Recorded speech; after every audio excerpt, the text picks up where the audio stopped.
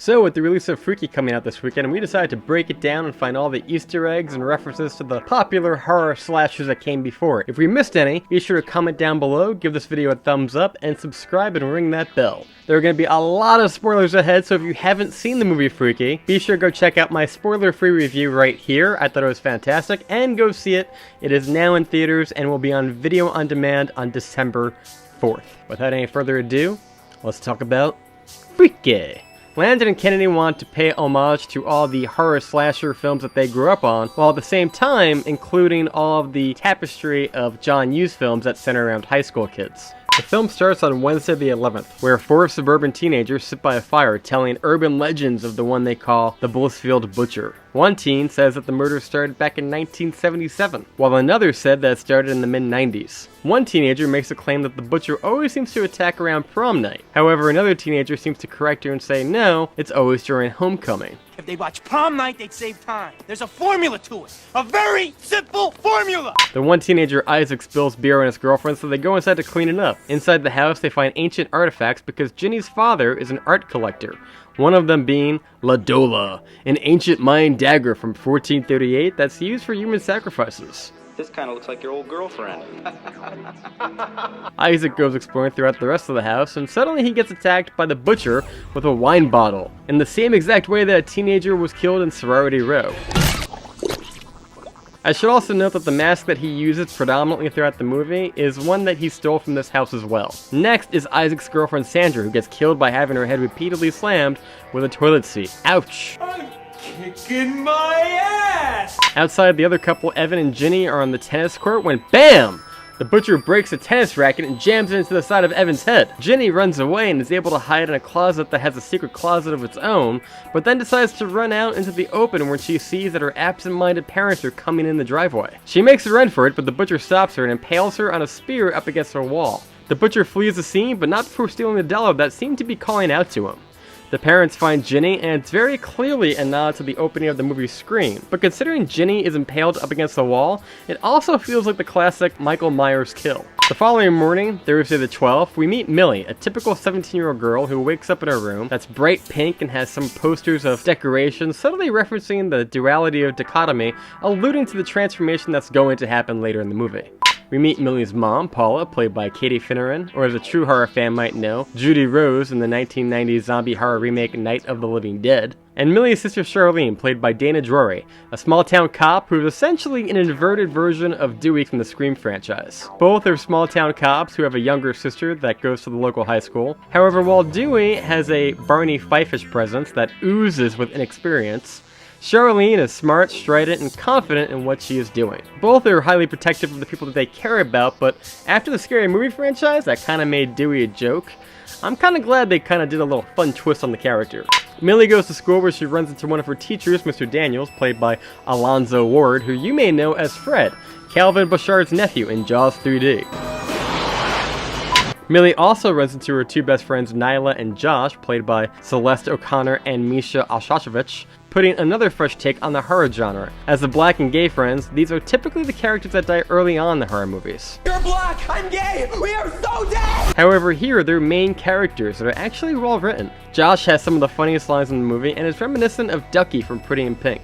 He's funny, confident, eccentric, and doesn't care what anyone seems to think. We have skipped over the cliches of the gay friend character coming out of the closet, and have him presented as a fully developed character that knows who and what he is. Also, these two characters, they got the same last name. Coincidence? Perhaps. There's another last name coming up, and that definitely is not. In the next scene, we learn that Millie's father died. It feels very Scream-esque when Nyla tells her that it's been a year and that she has to get over it, but while Billy says it because he's kind of selfish and just wants to get with Sydney, Nyla says it because she wants to make the point that she doesn't want her to miss out on living the best parts of her life. We meet the school bullies, Tim and Ryler, who pick on Millie because she's poor and desperately wants to get with the jock that isn't a complete asshole like every other jock in the school? Alright, Pretty in Pink, get in there. Also, Millie's crush is named Booker Strode, which undoubtedly is a reference to Laurie and all the members of the Strode family from the Halloween franchise. Oh, and Millie Kessler is a combination of Millie Bobby Brown from Stranger Things and the character David Kessler from American Werewolf in London. The sister's character, Charlene, is also the name of Drew Barrymore's character in the movie Firestarter, and Josh's middle name is, wouldn't you know it, Michael! From Halloween. Are we stretching on some of these name references? I don't know, maybe. But then again, if Scream 2 can do it, so can we. Next, we meet Millie's woodshop teacher, Mr. Bernardi, who you may know as Cameron Fry from Ferris Bueller's Day Off, and he's kind of, well, how do I describe him? Pardon my French, but you're an asshole. Asshole! It also appears that the character is very loosely based on Jack Torrance from The Shining. He scolds Millie for being late, first by imitating her, and then reminding her of her responsibilities. Ever thought about my responsibilities? Moments thought about my responsibilities to my employers? Has it ever occurred to you that I've agreed to look after the Overlook Hotel until May the 1st? Does it matter to you at all? And that I have signed a letter of agreement, a contract, in which I have accepted that responsibility? Has it ever occurred to you what would happen to my future if I were to fail to live up to my responsibilities? Also, if you look at all the posters behind him on his desk, you'll notice that they're very reminiscent of the opening shots of The Shining, with landscapes and overhead shots with lakes. It's pretty spot on. When she meets up with Nyla and Josh in the theater, the stage is set for a hanging scene. That is clearly a nod to the Gallows franchise, in which the spirit of a student haunts a high school because years ago, he was accidentally hanged and killed after a prop malfunction during a presentation of the play. Do you know they made 2 of those movies? 2. Has anyone seen them? Josh tells Nyla and Millie that Raynor is on social media crying over the death of Ginny, but says she's only doing it for the attention, seeing how Ginny hates Raynor ever since she started that rumor about how she got a carrot stuck in her vagina. Which is a callback to Jack Frost, a campy horror film in which the most notorious scene is in which a killer snowman kills Shannon Elizabeth by, well, using a carrot.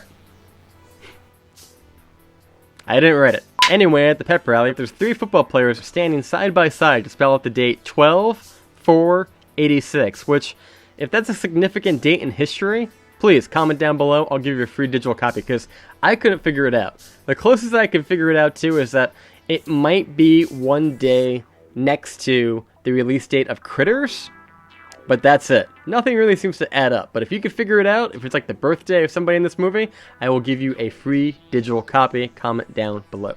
Anyway, after the homecoming game, Millie is stranded at a parking lot because her mom is drunk drinking a bottle of wine home on the couch. A plot point that we kind of get throughout the movie that she's not dealing very well with the death of the father. Charlene does show up at the house and realizes that Millie hasn't been picked up, so she heads to the high school and tries to call Millie along the way. Unfortunately, Millie's phone dies, and once you know it, she looks across the way and she sees the Butcher, who I gotta say looks just like Jason from Friday the 13th. Vince Vaughn looks very menacing, standing at 6'3". He's stocky, and he's got that mask that looks just like the hockey mask. So he chases Millie across the football field, and right before the Butcher can stab her, the football field opens up to reveal that they are now on top of an ancient pyramid on top of a sacrificial altar. He stabs her in the shoulder, but in doing so realizes that he has also been stabbed in the same exact spot. Charlene shows up and scares off the Butcher with a gunshot, and takes Millie back to the police station instead of the hospital because I guess being stabbed is not that big of a deal? A cop is seen locking up the Butcher's mask and Dola dagger up in an evidence locker, and we also get a look of what appears to be a golden pyramid statue as well. Back at the house, Millie is seen taking a bath. We also notice there's a deleted scene that's not in the movie but is in the trailer where Millie is laying in a bathtub with a washcloth over her face when a hand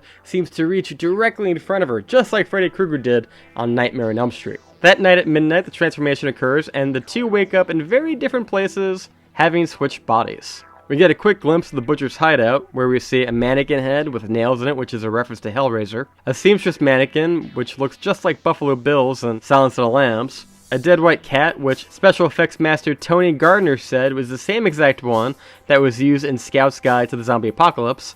And since Lyndon was listening to a podcast about the Black Dahlia, we even get a dismembered mannequin that resembles her with a Glasgow smile. Millie, now in the Butcher's body, runs away when she sees a homeless man that wants some drugs. And the Butcher, who's now Millie, decides that she wants to actually go to school so that she can kill some of the friends. Of course, she can't go dressed the way that she usually does, so she goes into her sister's closet where she finds a red leather jacket, which the production team said is a direct reference to Grease, in which Sandra Dee has a transformation in the end.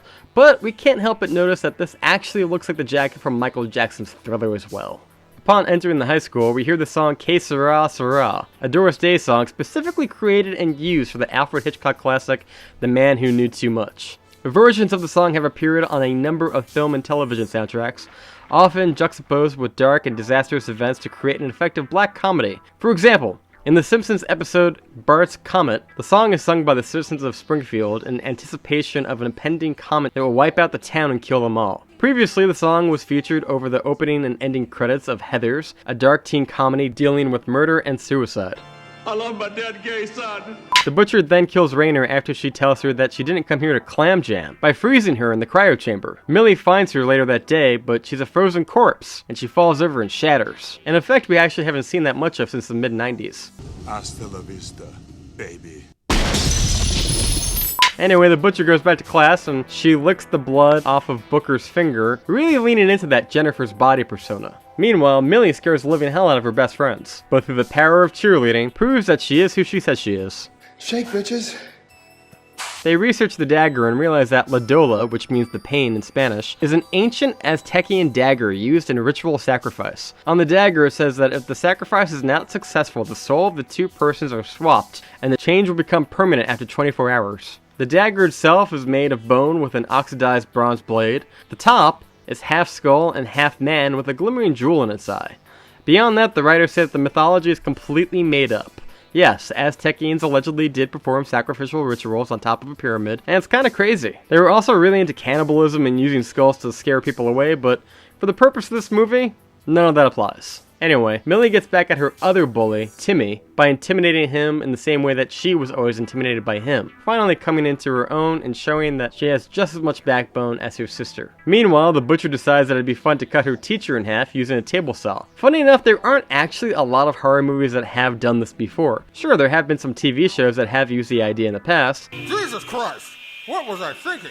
That would have hurt like hell! The Child's Play remake, for example, saw the character briefly fall on top of a table saw, and the franchise called Saw has had a variation of different saws used, but for the side-by-side, we have to go with the 2007 horror film Frontier, in which a woman impales a neo-Nazi by throwing him on top of a table saw, and as expected, it's pretty damn bloody. Finally, Millie and her friends run into the butcher, but he screams for the cops, and the cops give chase. Also, it should be known that all the cop cars are labeled Blissfield, the safest place on Earth. They go to Discount Bonanza to get away from the cops, and Millie is given an Aaron Rodgers mask to disguise herself, but to be honest, I couldn't help but get like a vibe of Point Break from 1992. Meanwhile, at the haunted mini-golf, the jocks want to have their own homecoming party despite the curfew, so Butcher suggests they have it at the old sawmill, so he can kill them later that night. Then she lures Booker into a big mini golf section of the arcade, which looks strikingly like the cabin from Evil Dead Part 2. And if you look at the street address on the side of the house, it says, won't you know it, 1313. Butcher is about to kill Booker with a box cutter, but Millie shows up and is able to knock them both out before Butcher can kill anyone and before Booker can call the cops. Nyla, Josh, and Mila take the Butcher and Booker back to Josh's house and try to sort everything out from there. Fun fact, the front door of Josh Detmer's house has the same exact spiderweb style transom window above the front door as Nancy's house in A Nightmare on Elm Street. Millie tries to explain to Booker what happened with the body switch, but is only able to do so when she recites the poem that she left in his locker called I'm Not Yours. And if that seems like a familiar plot point, it's because they already did this idea in It Chapter 1. Your hair is winter fire, January embers. My heart burns there too. And in It 1990. Why is it so mean? When Millie, Josh, and Nyla were looking up the address for the police department, it comes up as 226 Bodhun Street. Bodhun is the last name of the film's editor, Ben Bodhun. Also, can we just talk about all the weird motifs to Josh and his mom in the house? Every single wall in that house has a photo of them jumping with little expressions like live, laugh, play. Even on the coffee table, there's a little personally made figurine of the two of them high-fiving. It's a little much. Anyway, the butcher escapes from the chair and tries to murder Josh and his mom, but they escape by locking themselves in a bedroom. Also, the knife going through the door almost hitting the victim is very much a cliche in most horror movies, such as Scream 2, American Horror Story, Child's Play, and if we're really being honest, it goes all the way back to 1980 with the classic hit, The Shining. Here's Johnny.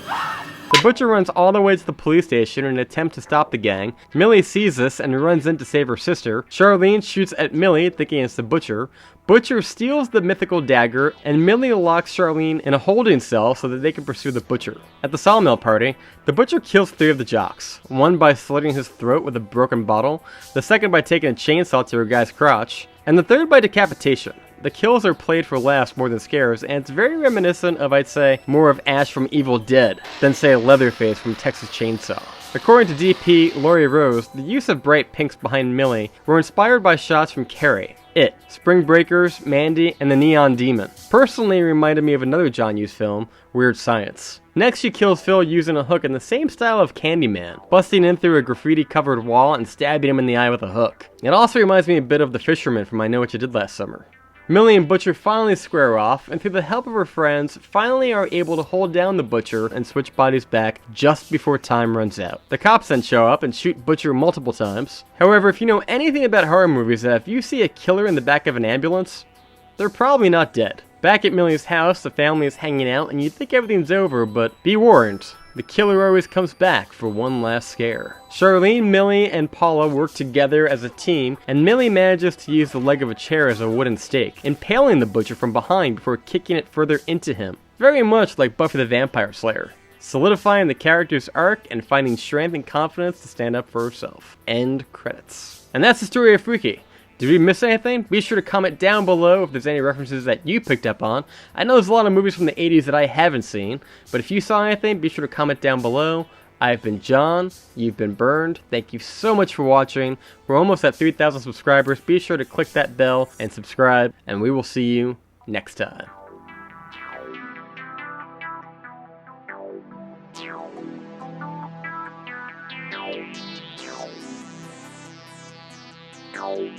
Ow.